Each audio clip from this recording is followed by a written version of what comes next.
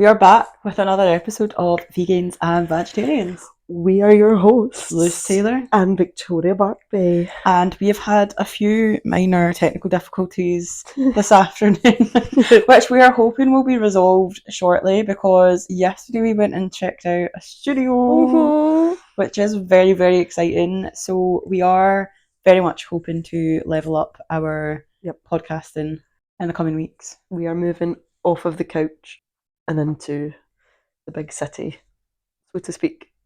So anyway, Toria, how has your week been? It has been busy.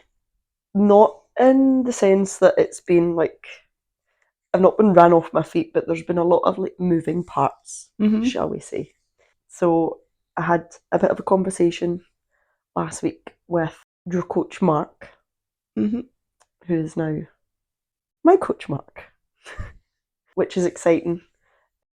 I felt like I'd been kind of picking up bits here and there, and I thought I need to have a chat, a proper one, rather than picking up the scraps that I hear whenever we're together. So just to give a bit of context for anyone who's wondering what the hell we're talking about, I joined a coaching education program last year, not too long after I started kind of coaching people, but as I started to settle into the realm of online fitness coaching, I started to realise that a lot of the challenges that my clients were facing in getting results weren't actually to do with them not understanding how to count their calories, how to get their steps in, how to train, but more to do with the mindset side of things. And a lot of the time, what I find is that people have these limiting beliefs that are holding them back from getting results. And certainly coming from more of a bodybuilding background myself, where everything was very much sort of like grind mentality, that doesn't work for a lot of people. And I wanted to position myself to where I had the knowledge and the adaptability to coach my clients through any sort of situation that was getting in the way of their health and fitness goals, and really just so that I could understand my own blind spots within my coaching practice and how to overcome those. So I have been a part of Built to Coach since the end of last year. I will be graduating from Built to Coach soon, which is very exciting. Woo! But Mark and Jen, who run the program, they are now also like business and mindset coaches as well within the fitness industry. So they are now helping me to kind of build out business, particularly since I made the switch in niche last month. So for anyone who hasn't kind of noticed, I am now working exclusively with people within the LGBT community, which I think is like so important, especially right now with the current political climate. And it's become my mission to ensure that everyone feels safe and included within the fitness environment. So yeah, they have played a massive part in helping me kind of pivot there and helping me to overcome my own limiting beliefs around what's possible there. So yeah, Toria is now joining the crew, which was quite nice, because it turns out we all grew up in the same place. So most of the call was just spent going, do you know this street? And was your school allowed doing that street at lunchtime? Oh, I love that. Because I think we're quite similar in age as well, so a lot of the things about the place like we remember was the same. But I'm quite excited as well, namely because I say gym floor. When I'm with my clients, it's fine. I'm quite happy and content. But when I say problems in the gym, I mean Gen Pop, commercial gym, and this isn't exclusive to the gym I work in now. I found this to be the case in commercial gyms, full stop, where the mess is unbelievable. So the gyms Luce and I train in when we're like on our downtime, both in Glasgow and in Lanarkshire, are either bodybuilding gyms or kind of like hall-based ones, a boxing gym. They're immaculate, and people don't generally need to be told to put their stuff away. But it's the done thing.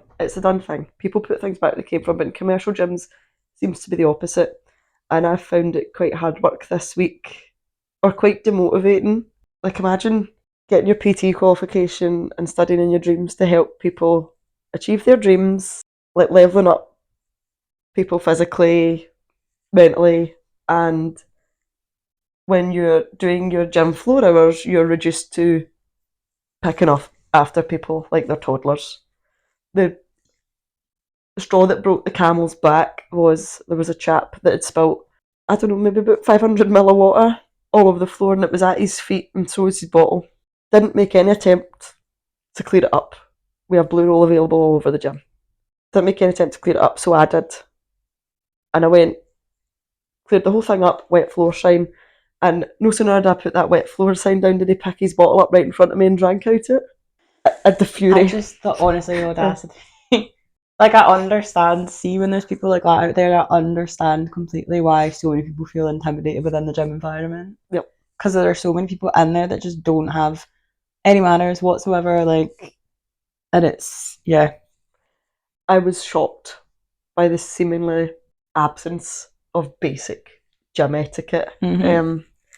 And I felt like, insulted's not the right word, but I'm like, not to mention, and I messaged you about this after it happened as well, the gym I work in has our contact details on the wall for coaching services. It's not in an emergency, please contact. And this gentleman took it upon himself to phone me, which I did not answer, phone me twice at around about 11 at night. That's actually mental. Because he'd left his stuff in the changing rooms and couldn't get back in. Let's see, if I had answered that phone, I would have been less than polite. I'm sorry, but what was he expecting you to do? Like, get out your bed, come back to the gym, and get his stuff out the change room? Like, because he managed to get hold of it. He'd obviously been phoning every PT on the wall. I thought it was a 24-hour gym anyway. How did he not get in the gym? The changing room's lock. Ah, okay. So the changing room's lock at a certain time of night. Right, okay, yeah, because the JD that I worked in, the change rooms don't lock, but now that I think about it, I have been in 24-hour gyms and it's like a locked door, so yeah. No, but what they do provide, because my JD is 24 hours, what they do provide are lockers on the gym floor.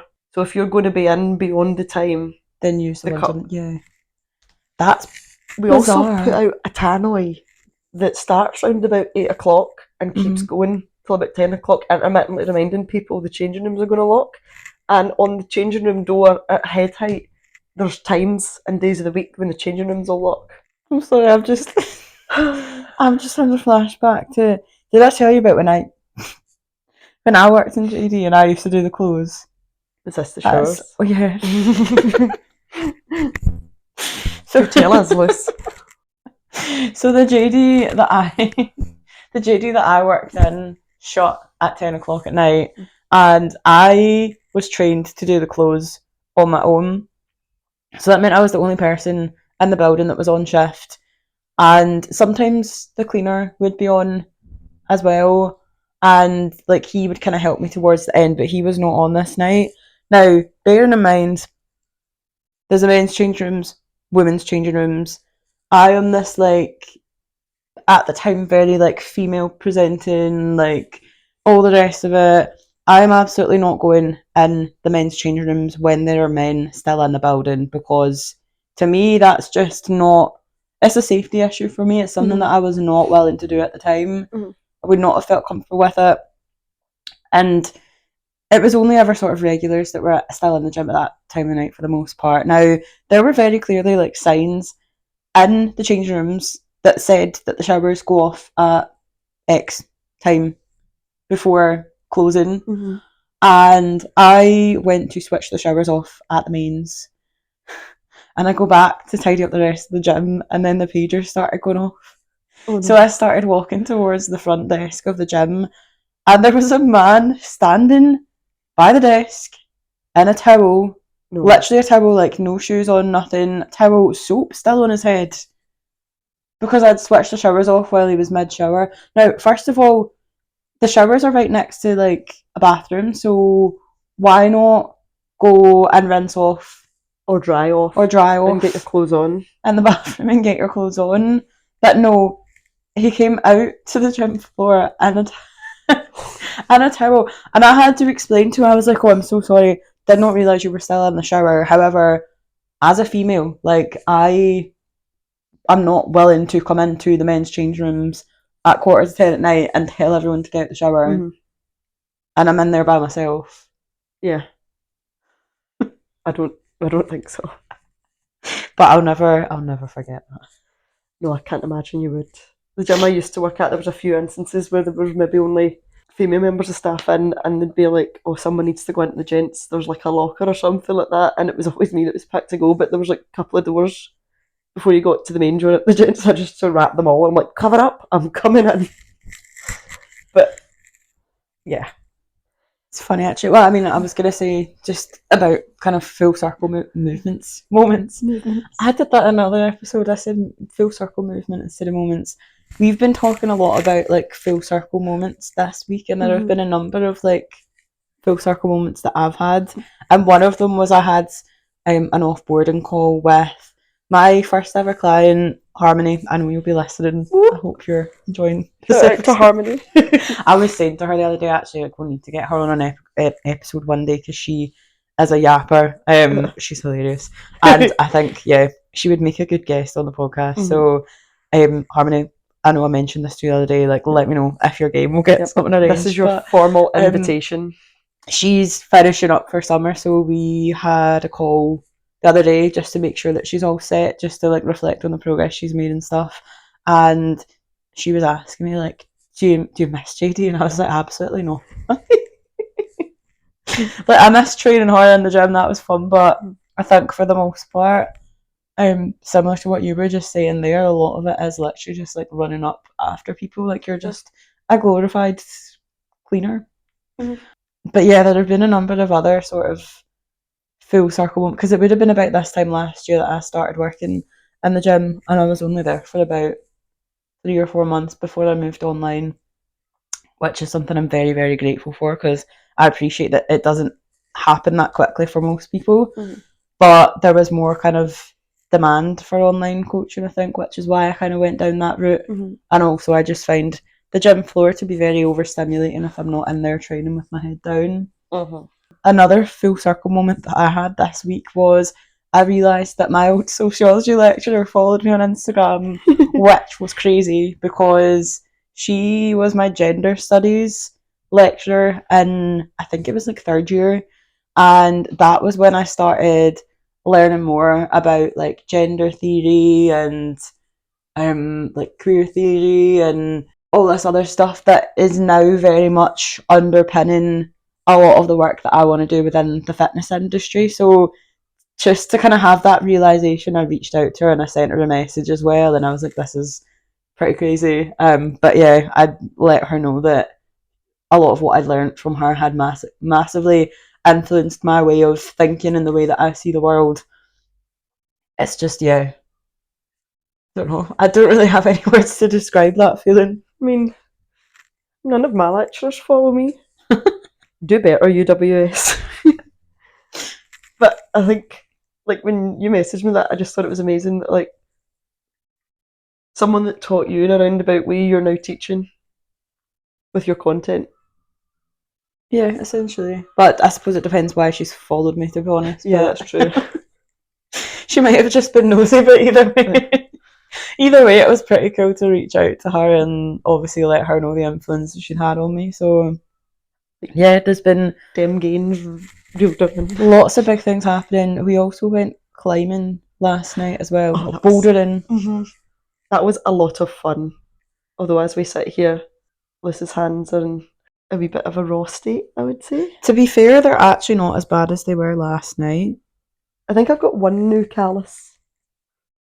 I think if I'd kept going, I think if we hadn't left when we did, then I was about to rip the skin off of the palms of my hands. But I've managed to narrowly avoid it. So. How would we have eaten our snacks if you'd ripped the skin off your hands? It's a very good question. Because we had sweet chili pretzels and that would have nipped. But bouldering was a lot of fun. I've never bouldered before, but I will boulder again. That was another one for me where, like, the last time that I went bouldering was about, I want to say, like 3 years ago. I took my little brother. I think I'd been training for about a year at the time, and I remember being quite surprised because I'd only ever been climbing like once before that. And the first time I went, like I was really shit at it. And I am not good at being shit at things. And I think it's quite a neurodivergent thing because like I will either like rapidly excel at something and it just clicks like that, or it takes me ages to learn something and I get like really frustrated by it, and then because I'm not used to being bad at things, it then makes me like not want to do them. So I remember having a bit of a meltdown like the first time I ever went bouldering, and like I got really upset about it because I was like, this isn't for me, like I don't understand why I can't do it. And then the second time I went, after about a year of training and eating high protein and building muscle, it went a lot smoother. Last night did not go as smoothly as I expected to, but I am also about 10 kilos heavier than I was the last time I went bouldering. So, yes, I'm strong, but like I said this to you earlier, I'm like strong and fit are not like synonymous with each other. So, I am probably in my strongest body I've ever been in, but equally, like, I am not at peak fitness right now. And I definitely felt that last night when I was trying to hoist my like 75 kilo frame up on these rocks, and like my shoulders didn't feel good because I've got dodgy rotator cuffs, which is a whole other thing that I need to kind of work on. But yeah, it was fun though. I mean, I was saying to you this morning, like even more impressive though, like you're saying you're 10 kilograms heavier and you still got to the top of those boulders. I quite enjoyed it. I don't feel like, almost in the reverse to what Liz has just said, I don't particularly feel at my strongest, but in the last year I've lost quite a bit of weight.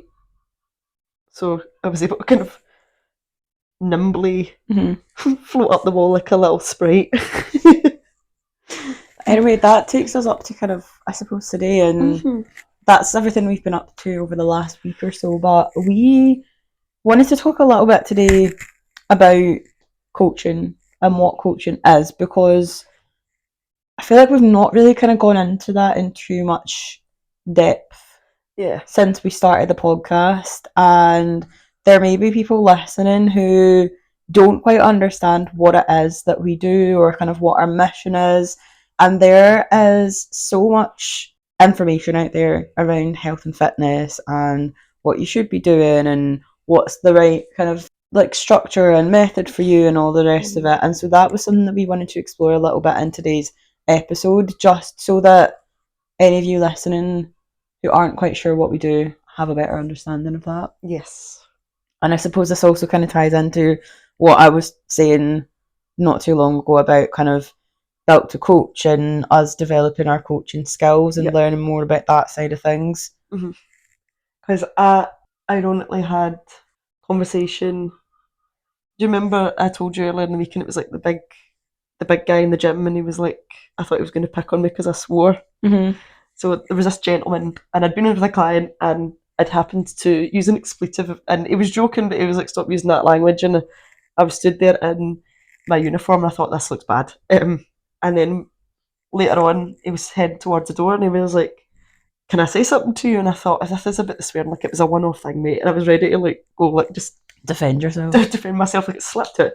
And he said, he's like, I wouldn't get PT with many people, but I'd get PT with you. And I'm like, oh, thanks, man. And he was like this big jack guy, and I was like, thanks, man. That's like really nice. And he was like, no, you just seem switched on when you're with your clients. And I'm like, well, why on earth would I be switched off?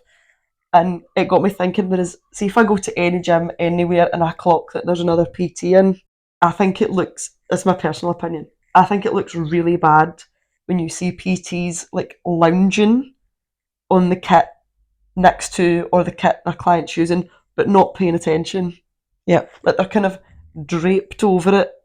You know, like if you bring a jumper in and you just chuck it on the neatest equipment, see if your PT looks like that. That's interesting, because just before we started recording today, I was reading, there's another, like, he's a really good coach within the industry who is also a part of Built to Coach. He's within like the current cohort that I'm about to graduate from, and he actually he coaches coaches, and I always find it funny when people are like, well, who coaches and all that, but like, so he's been in the fitness industry for a number of years. He is a coach for coaches.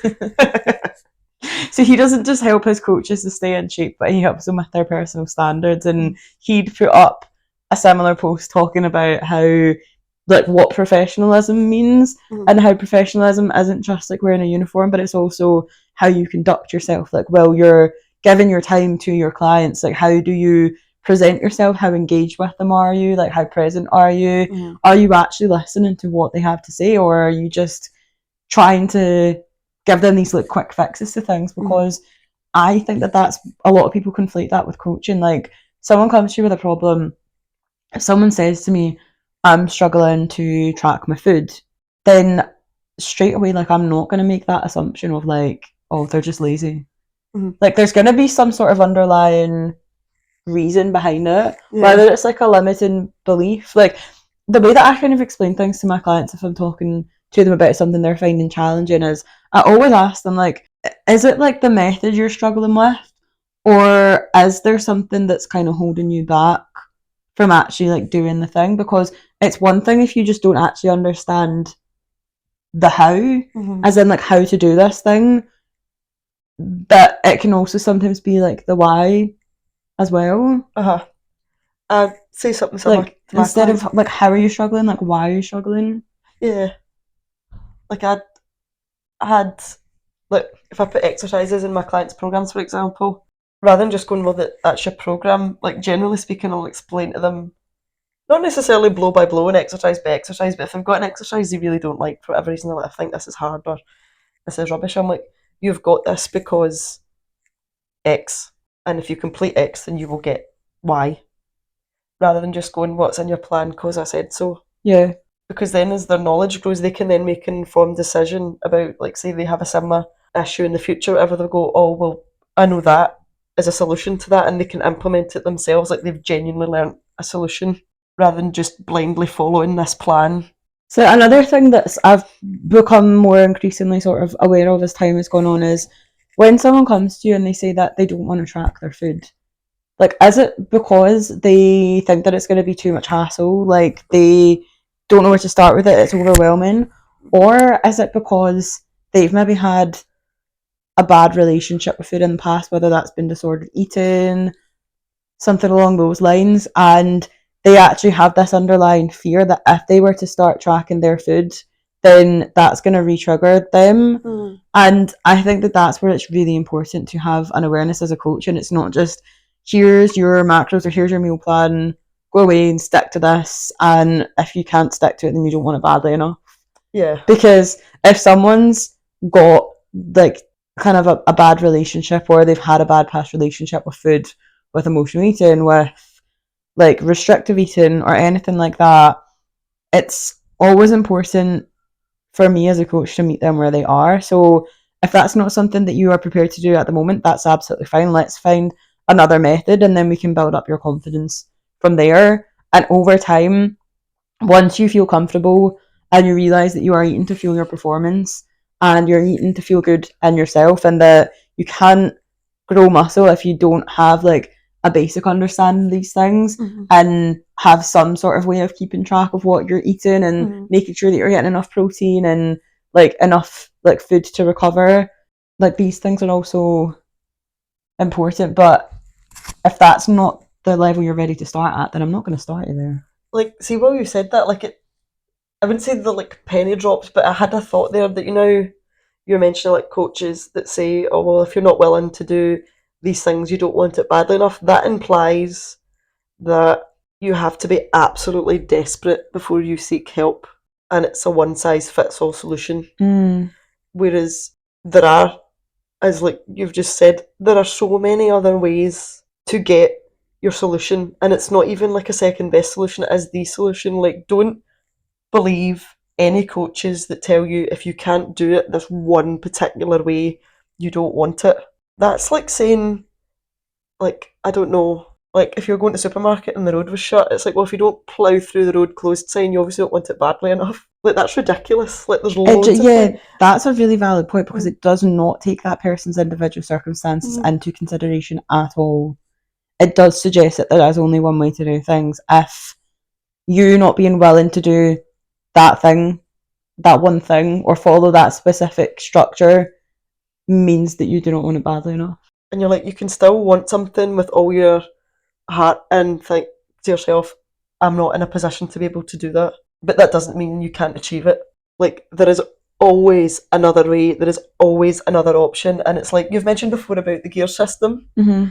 Like, you might be firing on all cylinders one day and something's really working for you, and then other days, like, that's a struggle, or something can crop up in your life and all of a sudden you're juggling if something's going on at home or if something's going on at work or you have an injury. Obviously, the way you've been going about your training might look different, but that doesn't mean it's because you don't want it badly enough. That's a really toxic mindset to get in. It's like, if it's not my way, it's the highway. Mm-hmm. I'm about to be really vulnerable for a moment here, Okay. and you already obviously know about this, but I've spoken about it a little bit on social media, but I've never like really kind of gone heavily into it before. But I, just because we obviously spoke about the mentorship and stuff at the beginning of this podcast episode, so I joined a business mentorship last year that I was so excited about. Like, I was genuinely so excited to grow my business because I was really starting to get into the swing of things. I was loving helping people and it was giving me a lot of fulfillment, and I just knew that I had more to give if I had the proper structure and routine in place. And this might sound really familiar to people who are on a fitness journey right now, doing it on their own, and they're making good progress, but they're like, I want more for myself, and I'd like to kind of seek that help from like a trusted source. So I joined this mentorship thinking that it was going to be like my saving grace, because I had followed the founder of the mentorship for a good while. I had read one of their books, and a lot of what they were kind of talking about was really sort of aligned with my beliefs.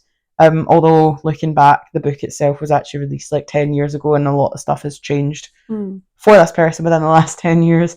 And I believe my last coach had also worked with this person, and yeah, I just had a good feeling about it. Although going into it, there were a couple of red flags that I kind of disregarded. Now, once I was actually inside of this mentorship, things took a turn very quickly. There were a number of things that happened that I really didn't agree with, but I was going through a lot of realizations about myself at the time, and this mentor basically made a post invalidating self-diagnosed ADHD, and that really kind of like rubbed me the wrong way, because I was trying to understand myself and the way that my brain worked, and I was like, I've just given all of my money to this person and they're now calling out people like me, making me feel bad about myself. And I think it's one of those things where it's like, you can't take it fully personally, because I know that post isn't aimed at me specifically, but it just felt so like unaccommodating. And then there was a lot of like toxic masculinity within the calls as well. So like, for example, there was one call where this mentor was calling out all the men that were on the call and making the assumption, like talking to them as if like, oh yeah, you've got to really push yourself here, because like the more money that you make, the quicker your wives can retire and stay at home and look after the kids. And I was like, whoa. And I was like, what about all the like women that are in this call? What about the people who, I mean, I don't think, to be fair, I don't think there were any really like non-binary people in the call, like bar myself, who didn't feel safe or comfortable identifying that way at the time. Don't know how many of the people on the call were actually straight, but again, there was just the assumption that it was like, you all have the same vision, even though they hammered home all this stuff about like getting clear on your vision for your business and making sure that everything was values aligned. But it was just so like alpha, and it really, I just felt so betrayed in a way, because it was this like one size fits all approach that they were taking to things that just felt so misaligned with who I was. And thankfully, kind of coming off the back of it, that was when I actually came across Mark and Jen, and they were speaking at like a coaching seminar that I attended, and it was that relatability for me, where it was like they were talking about their personal struggles, and a lot of things they spoke about were things that felt very aligned with myself. And like, I saw the way that they ran their business, and I was like, that's exactly the kind of person that I want to be. Like, I want my clients to know that they are safe and comfortable with me, and that I am not going to judge anything that they say, whether that's to do with their kind of personal identity or whether it's to do with the reasons why they're struggling with their fitness. Like, it's not up to me to decide what's an excuse and what's a reason when it comes to my clients. And I will always make those accommodations. I will always listen to them and help them to kind of arrive at their own conclusions. So another thing that's been coming up for me in conversations, particularly with a couple of people that I've had consultation calls with recently, is kind of making it clear that I, as a coach, it's not my job to hold you accountable, it's to help you develop your own self-accountability. I seen that on one of your Instagram posts last week, and I'm like, this is the thing. I've had quite a lot of people previously that have maybe inquired or have been, and I'm going to say this, and it's not, it makes it sound like I'm like trying to cover my own arse. This is not a reflection on coaching. It doesn't matter who your PT is. If you approach any coach or PT with the attitude of, I can drop my body or my brain up here and pick it up later when the work is done, no coach is going to be the right fit for you. Because it's, I remember when I had my first PT, and then don't get me wrong, we as coaches love it when we get a wee shout out, but I used to say to my coach all the time, oh, like, thank you so much, like, you've like changed everything. And I used to come back and go, but I didn't do any of the workouts you did. That's a conversation I've had like many times with Mark as well, where it's like, I don't, when my clients come to me and they thank me for, you know, like helping them get a result, and I'm like, I didn't do anything, like I just, like, I gave you the plan, you followed it. I said, like, you did all the work, it wasn't me, I just guided you there. Like, you are in the driver's seat and I'm just in the passenger seat, like helping navigate you. I actually said to someone in an inquiry call on Friday that we're sat navs. So you punch in where you want to go, we'll tell you exactly how to get there. But it's like any sat nav nowadays. See, if you just, like, we're telling you go left and you take a right, it reroutes. It'll tell you, right, fine, here's where we're at, I'll still show you how to get where you're going if that's the road you want to go down. But it's like you were just saying, the client is the driver. They're the one pushing the pedals and changing the gears. And trusty sat nav will too.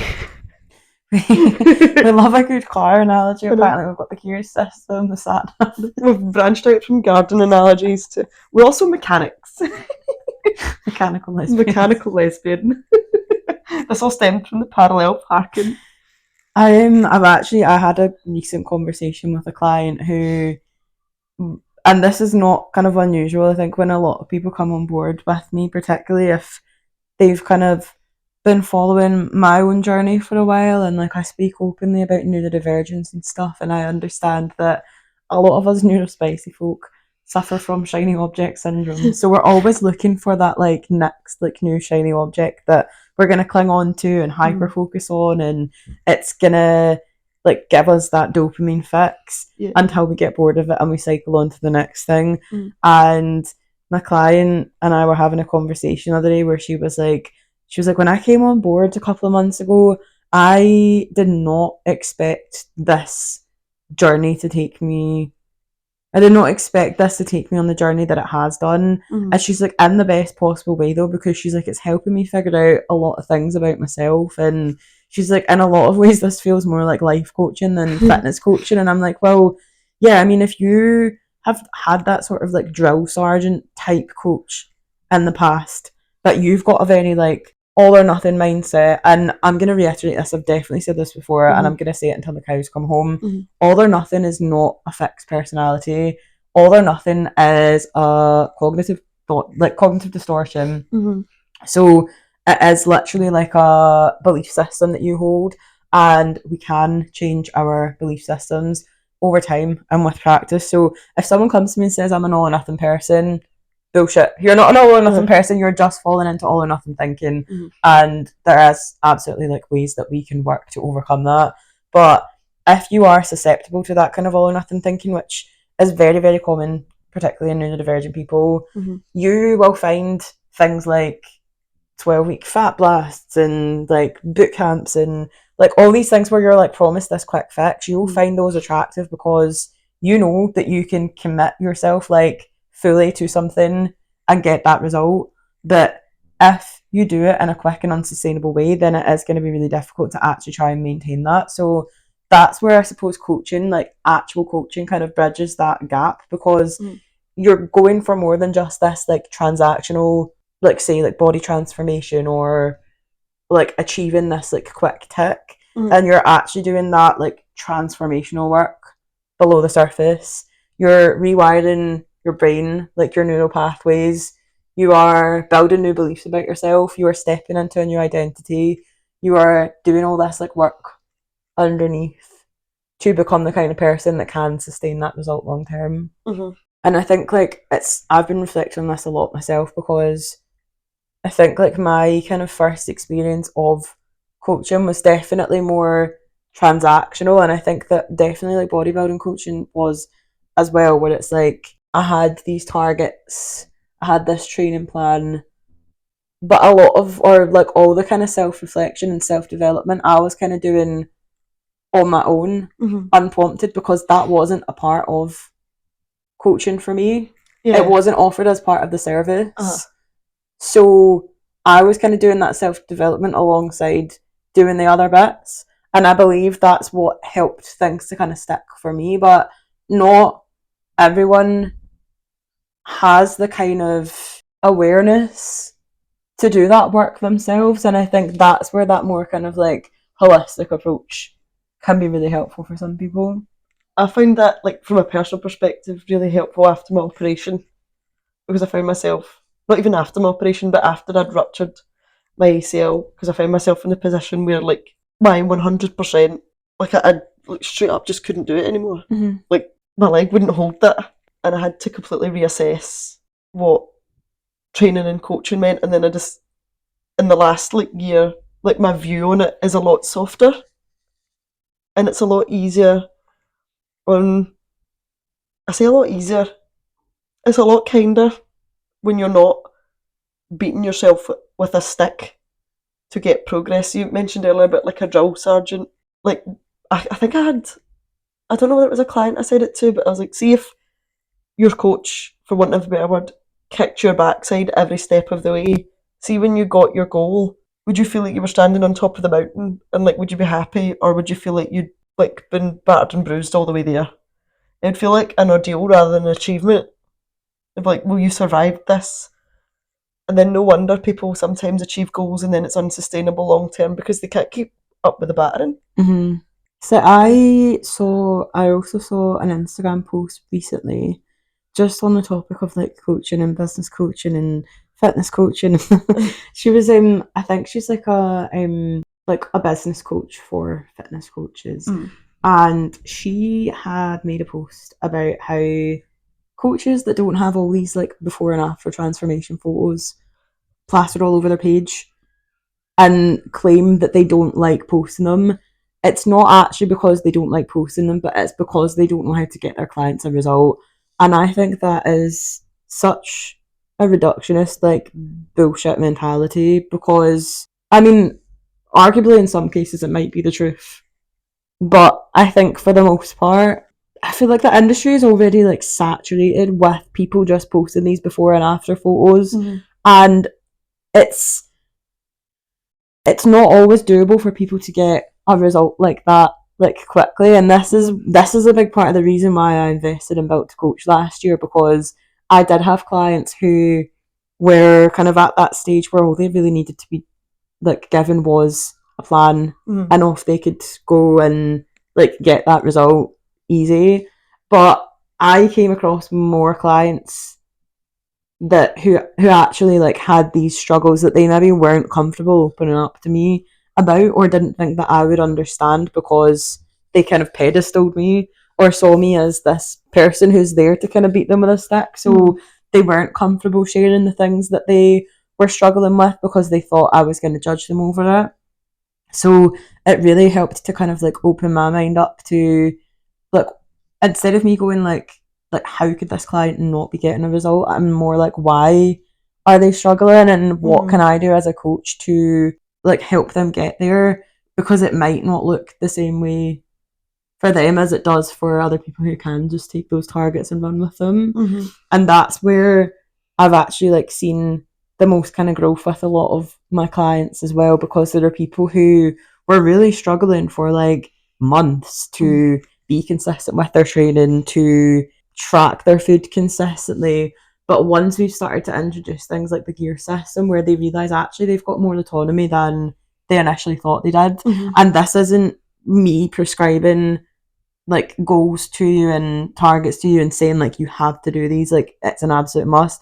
Instead it's like, okay, well, how can we be more flexible with this? Like how can we collaborate and come up with a way to tackle this together that fits into your life and is sustainable for you, because it's not going to look the same for everyone. And like, you know, you were saying about like transformations, I think what a picture on like Instagram doesn't tell you is, sure, a coach might be posting pictures of people left, right and centre with a six pack or whatever, but it doesn't tell you just because that person has rippling abs doesn't mean they're happy. Yeah. Half of these photos, the faces are cut off. Let's be real. And just because someone's managed to get that result doesn't mean that they've sustained that. Like, why is the coach not continuing to post photos of them after? I mean, one, it might just be because they don't want photos shared of themselves when they're no longer in that condition anymore. But how many people that get a quick result like that then end up rebounding and putting the weight back on and more? Because that's essentially what happened to me after prep last year. And I mean, that's pretty typical after a bodybuilding prep. I put a lot of body fat back on very quickly. And I was embarrassed about it, but I continued to post pictures of myself because I was like, I need to get out of my head with this, and I don't want to be the kind of person that like beats myself with a stick because I couldn't maintain a result that wasn't sustainable. But it's also a big part of the reason why I don't really post stage lean photos of me or like use them in my marketing, because that's not real life. Like it's something that I did for a very short period of time that was never meant to be sustainable. Because it's like, I remember you telling me about like the height of season and you'd be freezing and like people don't see that. They see the tan and the rippling muscle and think it's almost cruel in a way how sometimes people look at these before and after photos and go, that must be easy.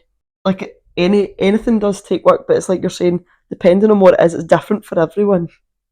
Like someone who's brand new to training, like it will take longer to achieve the final result because your body and your neural pathways don't fire as strongly compared to someone that's maybe been training for 5-10 years. Yeah. Who've got very strong neural pathways, so their body responds very quickly. I say to a lot of my clients as well, especially if they've had time off, if they've been on well or a holiday, they're like, I've lost it all, and I went, you won't have lost it all. Like, muscle memory is a beautiful thing. It comes screaming back. Yeah. But equally, it's like you say about like before and after pictures, like success sometimes can't be captured in a picture. Do you know it's funny as well, because I feel as if like, especially coming from a bodybuilding background myself, like I used to constantly post photos of my progress, and even sometimes now I'm like, oh, I've not posted progress in ages, but I'm like, but what? It's just not something I feel the need to really do anymore, because I think that once fitness really becomes a part of your lifestyle, you're going to go through so many phases in that process. Like for me, the first kind of half of my journey was about growing, and then I obviously did my prep, and then this past year has been about kind of trying to like regain some sort of like normality again, and now more recently like moving away from body composition goals so much, which has been really really really fucking difficult to do, by the way, because it's just so ingrained in me now, and it feels weird to kind of take a little bit of a step back and go like, we're not weighing anymore, because every time I stand on the scales I'm like, why am I not losing weight even though I'm not trying to be in a deficit right now? And then I'll feel bad sometimes if I don't track the full day, even though I know that I've not overeaten or like eaten loads of like junk foods. Sometimes it's difficult to break out of that mentality, but like there's different approaches for like different periods of your fitness journey. So I think that's also what's really important, like not to get disheartened if you're not making progress as quickly as everyone else. Well, it's the kind of, I'm going to bring in a garden analogy. Like, just because someone's in bloom right now doesn't mean you're not going to be in bloom. Mm-hmm. And I always say this to my clients as well, that, like, see, when everyone is in full bloom, they'll all look totally different, Mm-hmm. and they'll all need different things to grow. This kind of idea of there's one road to success and success is one thing, because I've lost count of the amount of, I mean, sometimes it's a wee bit backhanded. I remember one day when I worked to my previous gym, I had an induction with a lady, and she was like, I want muscles, but I don't want to look like you. And I'm like, I don't know what that's supposed to mean. That's a bit of a backhanded compliment, but okay. And I remember saying, I was like, it's not my job to make you look and feel like me. It's my job to make you look and feel like you. Yeah. And I think there is this kind of stereotyped idea of what a coach is, but believe it or not, we're actually equipped with various different methods to get you various different results. It's funny as well because I look back on where I thought my own coaching journey would take me, and it's taken me in a very different direction. Because I had it in my mind that like all my clients were gonna want like fat loss and like body recomposition and like can we diet down and then like go into a building phase. And I've got a number of clients who are doing that at the moment, but I've also got clients running marathons and ultras. I've got a client doing a calisthenics competition next month. I've got like, yeah, all my clients are doing such vastly different things, like for such different reasons as well. Mhm. And now that with the switch in niche as well, like for a lot of, well, for a number of my clients, it's like their goals are very like gender affirming as well, which I think is just amazing. Like it's amazing to, like I was saying this to you yesterday, just when we were one on one, I'm like, it's such a privilege to be in this position where I can help people to feel more at home in their bodies. Yeah. Because that's what your body is, it's your home. Like, your coach or PT, like, you wouldn't let someone into your house and go, I don't like what you've done with the place, let me decorate it for you there. That's it. Yeah. Like, if you are wanting someone to help you build your home, you're like, right, I would like this over here and I would like this over here. And then they do it. You don't let someone come in and go, no, I don't like what you've done with the place. This must change. Oh no. I think like that was probably one of the biggest realizations for me early on in this year as well, when I was getting frustrated with myself for not being able to like fully commit to bodybuilding, because I had two very like conflicting goals. I think I spoke about this like last week as well, but like on the one hand I was like, I want to work on my health because my health is not great right now. My health has definitely been better. I've gone through periods with more energy, like where my digestion's been better, where I have more focus and concentration, and I don't have that right now. And at the same time, I was like, but I want to bodybuild, and it's like, but health and bodybuilding don't really go hand in hand. Bodybuilding is actually very unhealthy, and like what I was trying to do was very like counterproductive. So sometimes it can take a little bit of like acceptance to like really commit to that goal. I suppose it's like you say, if you don't have health, what do you have? But if I don't have health, then I can't bodybuild in the future should I wish to return to it. That one, because we've spoke about it many times before. Like when I was in the situation where I knew I needed surgery, and I had conversations with a consultant about what that would entail, and I knew it was going to be, for want of a better word, or to excuse the pun, a long walk back. That the coach I worked with at the time wanted me to do a photo shoot. And his rationale was, but you've done photo shoots before. And I remember me feeling really torn up, and I really struggled with it because I knew I had a hard road in front of me. And I knew if I followed this other road and did the photo shoot, it would actually take me further back. Like, I needed all the food I could get. I needed to do rehab almost immediately. And like the goals kind of clashed with each other. And then I felt like I'd failed because I felt like I wasn't able to do either, because there was too many messages at once and they were telling me to do different things. It was like eat less, move more, but at the same time it's like, no, you need to rest that and maintain the muscle mass as much as you can and eat, because like I did lose a ton of muscle mass. I'm the lightest I've been in years, even now, more than a year later. But it was like it was saying it, like I knew what I wanted, but there were so many messages coming from everywhere.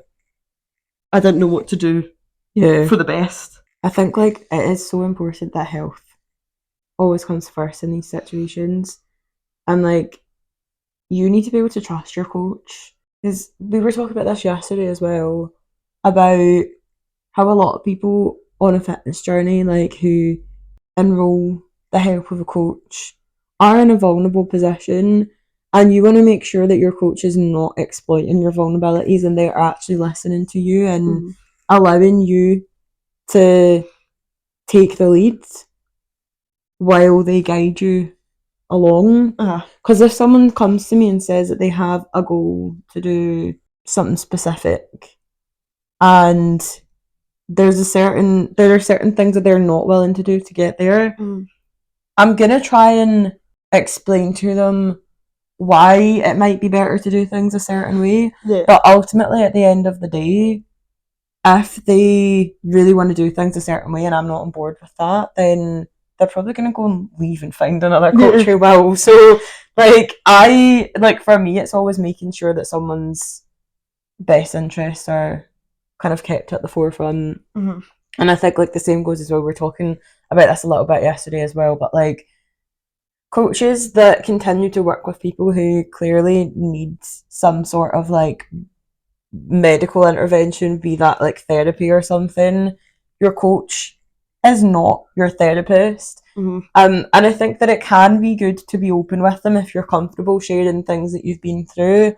but at the same time, it is highly unlikely that your coach is trained to help you work on specific things when it comes to like trauma. So if there are maybe like traumas or past experiences that you really need to actually like process and work through, please go get a therapist. Like if you can't afford therapy or if you don't have access to therapy and you're working with a coach instead, like your money's going to be better spent in therapy, because like your coach is there to facilitate growth. Yes. But your coach is not there to help you heal. So these are two very different things. Your coach isn't there to fix. They're meant to encourage you and help facilitate that growth. But if there are things, really specific things that you need to work through yourself, then go to therapy, please. It is. There's been a couple of instances, I think we've both had, where lines have been crossed or people have attempted to cross lines. And we both had to, and kind of, I don't want to say draw the line, but go, look, that's not what I'm here for. Like there are a reason. There are things like therapy, like you said. And my last role was a PT. The official title, the first word of it was like you weren't just a PT, you were a wellbeing PT. And I remember it never used to sit right with me, but I would always introduce myself as a personal trainer. We weren't trained to administer mental health support. Like it was on the terms and conditions as well. Like no PT is, as a medically trained, everyone has first aid generally. I would be worried if they didn't, but like as far as like medical professions concerned, there's a reason if there are other, like, not even just with mental health, but if something crops up, there's a reason. There are specialists, what's the word I'm looking for? Specialists, like a dietitian, things like that. Because there are some things that like we're literally not educated to be able to solve. Because especially in some instances as well, as people don't just want to sound off, they want you to fix it. And you're like, I am not a psychologist. Like the advice we would give in that scenario would literally be just our personal opinion. And it's, I wouldn't say dangerous as such, but there's no way that you'll know that will work for you and it's a safe route to take. It's just what your personal trainer thinks, given, because we are privileged to be in such a position of trust, but that doesn't mean we can help in all things. As much as we would love to. I've just hiccuped through that. Because I think the other thing as well is, it popped into my head earlier, how, like, have you ever been out somewhere and, like, someone you're with is, like, has a trainer or a coach, and they, like, maybe go to eat something, they're like, oh, my PT's going to kill me. Newsflash, they won't, because they're probably out doing the exact same thing at the weekend. Like, but also self accountability. Like, if you have a goal and you want to achieve that goal, there are going to be, like, certain things that you just have to take accountability for. And, like, see, even if something happened and you were like, oh, I ate an entire cake or whatever, and then you see your coach, like, nothing's going to happen. If someone comes to me with something like that, my likely response is going to be like, why do you think that happened? Yeah. Were you stressed? Like, was it an emotional response to something? Like what happened? Like, help me understand why that was your response, and what will you do differently next time? If it was, like, an emotional response, then can you do something else next time you feel that same way? Like, if there was a trigger, like, can you become more aware of the triggers? Like, can you journal? Can you go for a walk? Like, can you engage in, like, a self-soothing activity? Like, these are all kind of things where I suppose that's where the distinction comes in, because it's like, you don't have to tell me the details of why you reacted that way, like, especially if it's, like, really personal things, but at the same time, like, be forthcoming about what's happened, like, how things have gone wrong. How can we work together to implement a new strategy next time? Because I like what you said about journaling. Like, if something comes up where you know you're routinely tripping up when it comes to, so say for example, I don't know, like if you're in the supermarket, you can't not walk down the biscuit aisle. Like, even just have a note on your phone and write down, like, what you're feeling in that given moment. Is it you're really, really stressed after work and you need something quickly soothing? Is it you're tired? Is it that you have a massive knot in your calf that you're trying to massage? For those of you listening at home, that's what Luce is doing right now. My calves are fucked, man. All that climbing yesterday. No, it was my leg session at the beginning of the week. Look at, like, the stretch marks from your dense legs. I've always had stretch marks in my legs. Stretch marks. Stretch mark.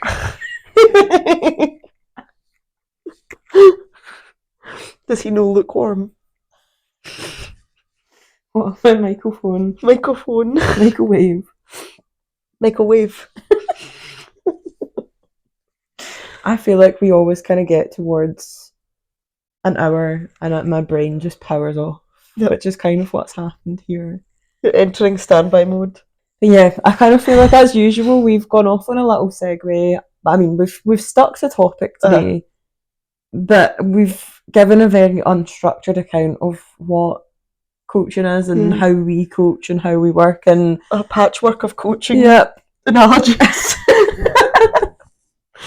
Things are never just linear with us. No, there's, like, we bounce from idea to idea. But hopefully we have made some degree of sense. And if you do have any further questions about any of that, then please do reach out to us and we will come back to you. Yep. But yeah, I'm very excited for our upcoming podcast setup. We're off to the studio for the next one. We'll be on swivel chairs, which will be very exciting. Moving on up. With our little backdrops and our fancy microphones. Fancy microphones. You won't be able to massage your calves in the studio. Well, you probably will, but... Anyway, thank you so much for tuning in to this week's episode. We have been your hosts. I was going to say, wouldn't it be funny one week if you just went, I'm Victoria Barkby. And I'm Liz Taylor. I'm Victoria Barkby. And I'm Liz Taylor. You can find us on Instagram at tailormadetraining.pt. And you can find me at VB the PT. Ciao. Ciao. Chihuahua. Chihuahua.